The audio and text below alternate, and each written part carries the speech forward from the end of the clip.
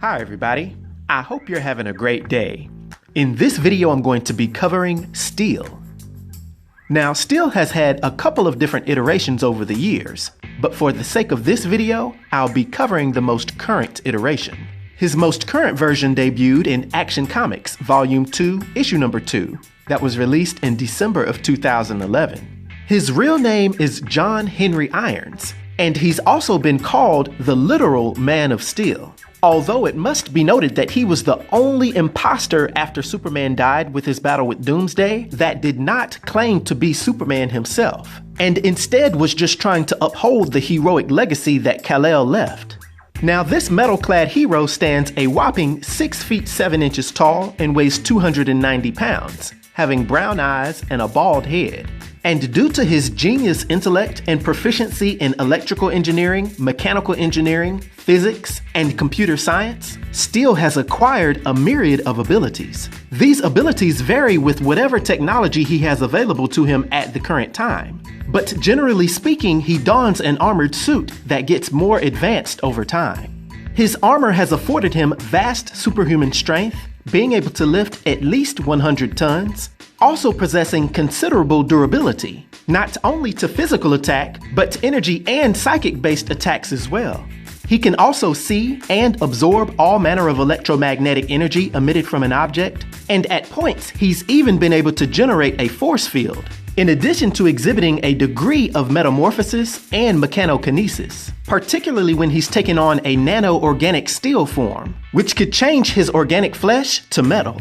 And in addition to all of this, he's also been known to use a rivet cannon and his iconic Kinetic Hammer, which in itself is an amazing piece of technology. This device can increase its kinetic energy the farther it's thrown, quickly ramping up its destructive power to near that of Superman himself in about half a football field's length. It can also store kinetic energy to be released on command, and can be controlled by programming or by his voice.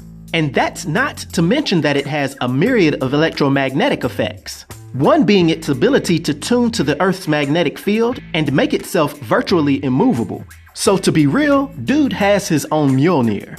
Now, John Henry Irons was actually named after a hammer-swinging American folk hero.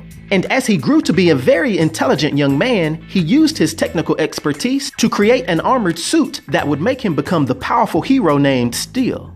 He would begin as an engineer that worked for General Sam Lane of the US military, where he created the advanced Metal O cybernetic interface system for the Steel Soldier armor program.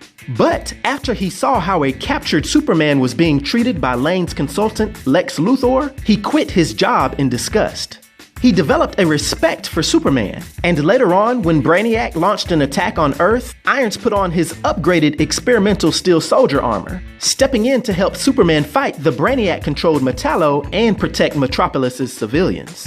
After this, Irons was all in with this heroism thing, and so he then started the Steelworks Company to promote ethical uses of technology. He'd have many heroic adventures, doing things like helping the Animal Man fight the Rot, and even joining the Suicide Squad in their battle against O.M.A.C. when the crime syndicate arrived on Earth.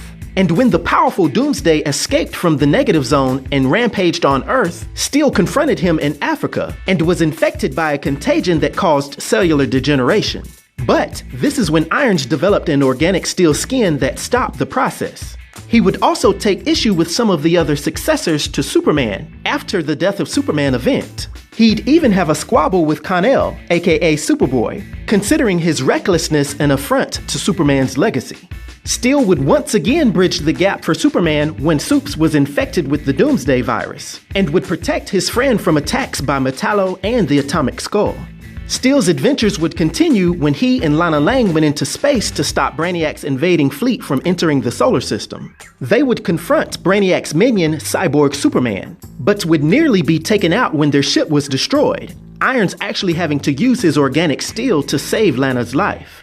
But after Superman joined them, they were able to repel the entire invasion. Steel and Lana would then go on to form a close bond. Now, due to his powers and abilities, and his influence on the DC universe, for my 1 to 10 rating, I'll give Steel a rating of 6, which is an expert rating. I hope everyone enjoyed this video. I'll talk to you next time. Be sure to like, subscribe, and join the new Sage.